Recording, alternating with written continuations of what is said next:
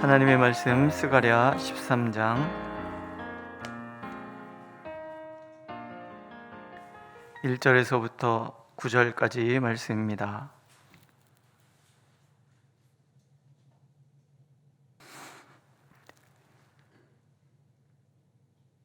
함께 읽겠습니다. 13장 1절. 그날에 죄와 더러움을 씻는 셈이 다윗의 족속과 예루살렘 주민을 위하여 열리리라. 만군의 여호와가 말하노라. 그날에 내가 우상의 이름을 이 땅에서 끊어서 기억도 되지 못하게 할 것이며 거짓 선지자와 더러운 귀신을 이 땅에서 떠나게 할 것이라. 사람이 아직도 예언할 것 같으면 그 낳은 부모가 그에게 이르기를 내가 여호와의 이름을 빙자하여 거짓말을 하니 살지 못하리라 하고 낳은 부모가 그가 예언할 때에 칼로 그를 찌르리라. 그날에 선지자들이 예언할 때에 그 환상을 각기 부끄러워할 것이며 사람을 속이려고 털옷도 입지 아니할 것이며 말하기를 나는 선지자가 아니요 나는 농부라 내가 어려서부터 사람의 종이 되었노라 할 것이요 어떤 사람이 그에게 묻기를 내 두 팔 사이에 있는 상처는 어찌 됨이냐 하면 대답하기를 이는 나의 친구의 집에서 받은 상처라 하리라. 만군의 여호와가 말하노라. 가라 깨어서 내 목자 내 짝된 자를 치라. 목자를 치면 양이 흩어지려니와 작은 자들 위에는 내가 내 손을 들이우리라. 여호와가 말하노라. 이 온 땅에서 3분의 1은 멸망하고 3분의 1은 거기 남으리니 내가 그 3분의 1을 불 가운데에 던져 은같이 연단하며 금같이 시험할 것이라. 그들이 내 이름을 부르리니 내가 들을 것이며 나는 말하기를 이는 내 백성이라 할 것이요 그들은 말하기를 여호와는 내 하나님이시라 하리라. 아멘. 기독교는 종말을 믿습니다. 모든 종교에 다 종말이 있지만 기독교는 직선적인 역사관을 가지고 있죠. 세상의 시작이 있었기 때문에 이제 마무리 또한 있을 것이다 하는 거예요. 시작과 끝에 모든 것을 하나님이 책임져 주시는 거죠. 그렇기 때문에 우리의 모든 삶의 마지막에 우리는 하나님 앞에 서게 될 것입니다. 하나님께서 우리의 모든 삶을 그날 평가하실 것이죠. 오늘의 삶이 그 날을 준비하는 삶이어야 하는, 하나님 앞에 서는 날을 준비하는 삶을 살아가야 하는 이유가 거기에 있습니다. 종말의 삶은 두 가지를 우리에게 전하죠. 하나는 우리의 삶이 정화되어야 한다. 그래서 우리는 성화의 과정을 지나가고 있잖아요.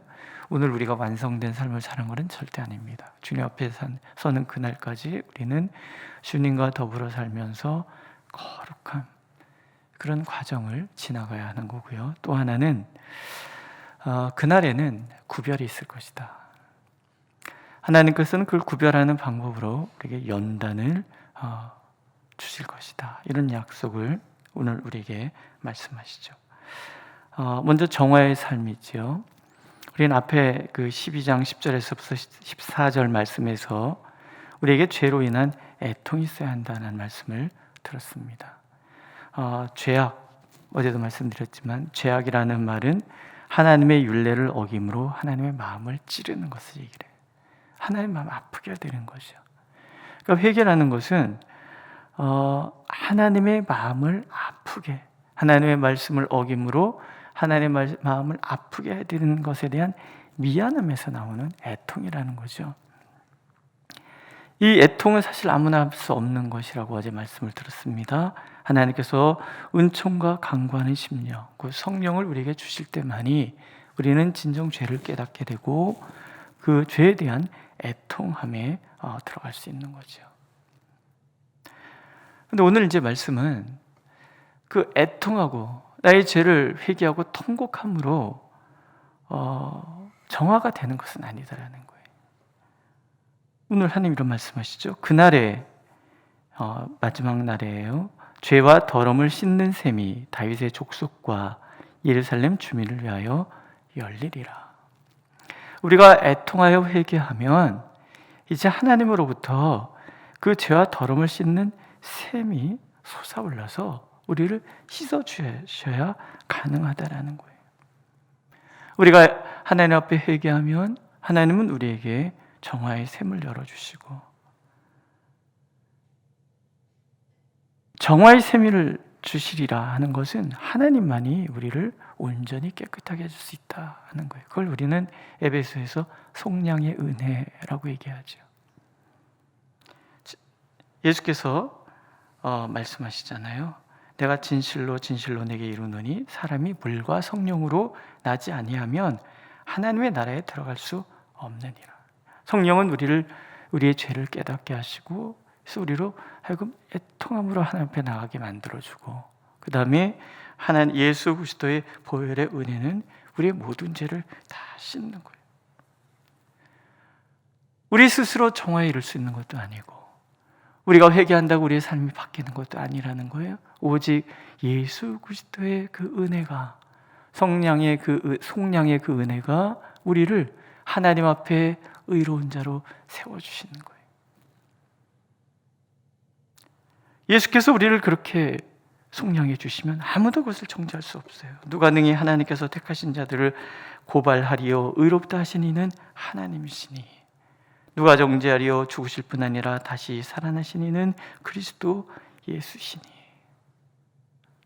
우리가 회개함으로 하나님 앞에 나가면 하나님께서 우리를 의롭다 해주시고, 예수 그리스도의 속량의 은혜는 누구도 우리를 정죄할 수 없도록 만들어 주시겠다는 하나님의 분명한 선언인 거죠.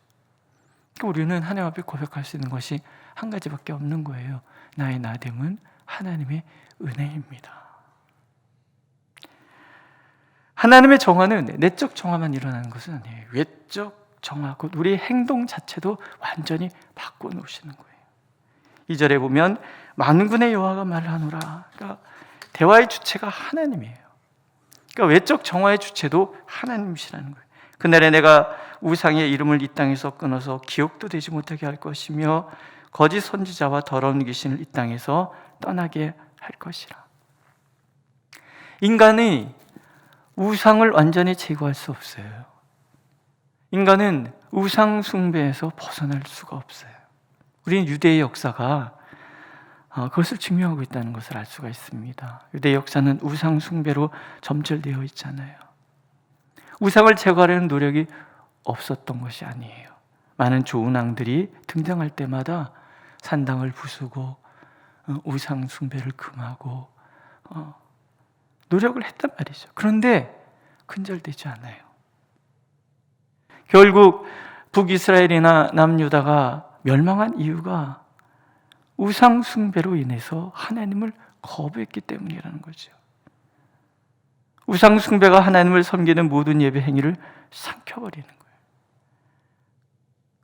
예루살렘이 멸망할 때 이스라엘 백성들이 예레미야에게 한 말이 그렇습니다. 예레미야 44장 18절에 보면 사람들이 이런 얘기를 해요. 우리가 하늘 여왕에게 분향하고, 아세라 신이에요. 하늘 여왕에게 분향하고 그 앞에 전제를 드리던 것을 폐한 후부터는 모든 것이 궁핍하고 칼과 기근의 멸망을 당하였느니라. 우리가 아세라 신을 숭배할 때, 바알 숭배를 할 때는 먹을 게 많았다라는 거예요. 그런데 그걸 끊었기 때문에 칼과 기근과 궁핍이 우리를 찾아와서 우리가 멸망했다라고 이렇게 선지자에게 항의를 하고 있어요. 우리 상식에 그게 말이 됩니까? 지금 그것 때문에 하나님이 심판하고 있는데 이들은 뒤집어서 이런 일이 일어나는 것은 우리가 하늘 여왕을 숭배하는 것을 너 때문에 중단했기 때문이다라는 거예요. 요시야 왕의 대대적인 개혁 운동이 일어나잖아요. 그래서 우리가 망했다 이런 얘기를 하고 있는 거예요. 얼마나 이스라엘 백성들 가운데 우상 숭배가 깊이 자리했다는 것을 알 수 있는 그런 대목이잖아요. 이게 오늘 우리에게도 마찬가지인 거예요. 우상이라는 것은 뭐예요? 하나님보다 내가 의지하는 어떤 것을 이야기를 해요. 정직하게 우리 스스로가 하나님만 바라봅니다. 자신 있는 사람이 누가 있습니까? 그런 분은 정말 복받은 분이에요. 오직 하나님만 바라볼 수. 우리는 자꾸 누군가를 의지하네요. 사람도 의지하고 물질도 의지하고 어떤 힘을 의지하고 백이 있어야 된다. 우리 하나님 이외에 의지하는 것들이 너무 사실 많은 거예요. 우상 숭배는 내 욕망을 채우기 위한 우리의 표현이죠. 우리의 욕망을 채우기 위한 우리의 행동들은 멈출 수가 없는 거예요. 다 악해서 자기 속에는 옳은 대로 살고 싶고 자기 욕망을 채우는 데 몰두할 뿐이에요. 우리 하나님 성경 66권 말씀 읽으면서 부지런히 읽으면서 이 말씀 그대로 살아내려고 기를 쓰지만 순간순간 말씀과 관계없이 살아가는 우리 자신을 보지 않습니까? 우리 스스로 이런 우상 숭배, 내 욕망을 채우는 일을 털어버릴 수 없다라는 거예요. 그러니까 만군의 여호와가 나설 수밖에 없는 거예요. 우리의 내적 정화뿐만이 아니라 외적 정화. 이스라엘 안에 모든 우상 숭배가 다 사라지고 거짓 선지자들이 다 사라지고 거짓 선지자들 엑스타시 무당들 굿할 때 보셨죠? 이렇게 막 들고 뛴단 말이죠. 막 들고 뛰고 막 그래서 그러면은 이 피가 심장 박동수가 막 높아지고 혈액의 온도가 높아지고 그러면은 헛게 보이기 시작. 요즘 그 코로나 때문에 고열에 시달리다 보면은 아마 경험을 두 번씩 하시지 않을까 싶은데 제가 그 전에 고열에 입원한 적이 있었잖아요. 열이 41도 올라가니까 진짜 헛게 보여요. 진짜 이렇게 눈만 감으면은 계곡에 피가 흐르고 그래서 저는 무당을 이해해요. 피가 흘러 온 세상에 피가 흘러 이게 이해가 돼. 햇게 막 보이는 거예요. 심장 박동수가 올라가면서 우리의 피 온도가 올라지고 열이 오를 때마다 심장 박동수가 점점점 몇 배씩 이렇게 올라가는데 그럼 우리 정신이 휴양해서 헛게 보이고 헛말하고 막 이렇게 되는 거죠. 바알 숭배 의식이 그렇다는 거예요. 막 들고 뛰고 막 칼을 막 몸에 상처를 내고 이러면서 흥분된 상태에서 막 하는 예언들 신탁의 말이라 그러네. 하나님께 다 거짓말이라. 하나님과 관계없는 거. 이런 것들을 다 제해 주시는 거예요. 우리 안에 있는 우리 내재되어 있는 죄의 뿌리들도 제거하고 우리의 행동의 모든 그 죄의 모습들도 다 제거해 주시는 하나님. 그래서 만군의 여호와인 거예요. 우리가 하나님 앞에 서는 그날은 그런 날이라는 거예요. 칭의라는 것은 하나님께서 우리가 할 수 없는 내 심령의 죄악의 뿌리를 다 제거해 주시고 내 모든 드러나는 행동의 모든 죄악들도 다 씻어주시는 상태에 이르는 이걸 칭의라는 우리가 할 수 없어요. 그래서 하나님이 하시는 거예요. 오늘 우리가 우리 자신을 돌아보면은 아직도 멀은 것 같고 아직도 답답하고 그래 보이지만 괜찮은 거예요. 하나님께서 함께 하시는 거예요. 우리를 성화의 길로 하나님이 친히 붙들고 인도해 가시는 거예요. 우리는 끊임없이 자꾸 악한 길로 나고 뻗팅기겠죠. 그러나 하나님은 사랑과 은혜로 우리를 그렇게 은혜의 보좌 앞에 세워주시겠다는 약속이에요. 믿으시죠? 네, 두 번째는요, 그날에는 구별이 있을 거예요. 모든 사람이 다 구원에 이르는 것은 아니다라는 거예요. 하나님께서 알곡과 가라지를 고르시는 시간이 있는 거예요. 그게 연단이에요. 연단을 통해서 하나님은 알곡과 가라지, 양과 염소를 구분해내시는 거예요. 그러기 위해서 먼저 메시아의 순환이 있는 거지요. 칼아 깨어서 내 목자, 내 짝된 자를 치라. 목자를 치면 양이 흩어지려니와 작은 자들 위에는 내가 내 손을 들이우리라. 내 짝된 자, 하나님과 동등된 위격을 가지신 예수 그리스도의 신성을 나타내는 말이에요. 하나님께서 새로운 목자 메시아를 치시는 거예요. 선한 목자의 순환은 인간을 구원하시기 위한 하나님의 역사라는 것을 강조하시는 말이에요. 그날 예수 그리스도 십자가에 달리시는 그날 예수님을 따르던 모든 지자들은 다 흩어져 버릴 거예요. 그러나 하나님께서 이런 과정을 통해서 작은 자들, 오늘 보면 작은 자들 위에라고 말하죠. 하나님의 말씀을 지키는 가여운 자들 앞에 설명한 말씀. 이사야 선지자는 그걸 그루터기라고 얘기를 하고, 남은 자들이라고도 얘기를 하고. 그러니까 이 작은 자들, 하나님의 말씀을 지키기 위하여 하나님을 전심으로 바라보는, 그러나 이 세상에서는 약한 그들에게 지금 하나님께서 손을 들이시는 거예요. 3분의 1은 멸망하고 3분의 1만 남아요. 그래서 작잖아요. 누가 남을 수 있는가? 하나님이 함께 하신 사람이 남을 수 있어요. 하나님께서 그 손을 들이우는 자들만 남을 수 있다는 거죠. 이렇게 설명할 수 있어요. 고난은 힘든 거예요. 그렇지 않습니까? 고난은 우리를 외롭게 하는 거예요. 예수를 믿는다는 것은 쉬운 일이 아니죠. 신앙의 대수가 오래된 사람, 그 집안 아니고서는 우리는 다 그런 어려움을 겪는 거예요. 더군다나 이 세상 속에서 이 세상 사람들이 살아가는 방식과 구별되는 그 거룩함, 예수 그리스도의 그 거룩에 동참한다는 것은 사람들의 조롱과 멸시를 견뎌내야 하는 것이기도 하고, 남이 알지 못하는 외로움과 어려움을 견뎌내야 되는 시간들이 있는 거잖아요.